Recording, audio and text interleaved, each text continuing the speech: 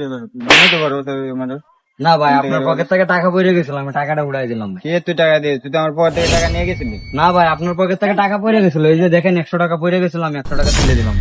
ভাই ভাই ভাই, কি হয়েছে এখানে, কি হচ্ছে? আরে ভাই আমার কাছ থেকে 5,000 টাকা নিয়ে গেছে, নিয়ে সেটা অস্বীকার করে। না ভাই, আমার কথাটা আগে শুনেন ভাই। ও রাস্তাতে হাইটা যাইতাছে, ওর পকেট থেকে, পিছনের পকেট থেকে 100 টাকা পড়ে গেছে, ওই টাকাটা আমি তুলে দিছি। ও বলে যে ওর থেকে আমি 5,000 টাকা নিয়ে নিছি। চুপ কর, বাটপার চোর বদমাইশ। তোরা তুই তো লোক আমার চিনে আছে। না ভাই, আমি এরকম কিছু করি না ভাই। এই বেটা থামেন। ভাই ভাই আপনি বিস্তারিত বলেন তো আরেকবার। মানে বিষয়টা কি, আপনার মানে টাকাটা পাইছেন আর পকেটে পড়ে গেছে, পরে আপনি উঠে আর পকেটে আবার দিচ্ছেন? কি আপনার পকেটে কি দিচ্ছে? আমার পকেটে শুধু 100 টাকা দিছে, আমার পকেটে 500 টাকা ছিল, 5,000 টাকা ছিল। 100 টাকা? হ্যাঁ ভাই থামেন। ভাই আপনি দিনে দুপুরে এনারে ডাকাত কোন মিয়া? আপনি তো চুরি করেন আপনার হাতে। ভাই আচরেন, ভাই আচরেন। আপনি মানে 100 টাকা আমি নিজে চোখে দেখছি, আমি দূর থেকে কিন্তু বিষয়টা লক্ষ্য করছি।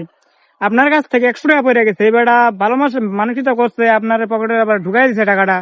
মানে একটাই তার ভুল কি, সে না বলে টাকাটা ঢুকাই দিছে। আরে আপনি না এর ভাই, জন্য আমার পকেটে 5,000 টাকা ছিল, আমার বেটা 100 টাকা থামেন, দিয়ে দিয়েছে। থামেন। আমি দেখছি না বেটা, আমি দূর থেকে দেখছি মিয়া আপনার 100 টাকা পড়ে গেছে। আপনি তারে চোর, দিনে দুপুরে চোর ডাকাত বানাই দিচ্ছেন মিয়া। যান গা, আপনি যান, এগিয়ে যান, যান।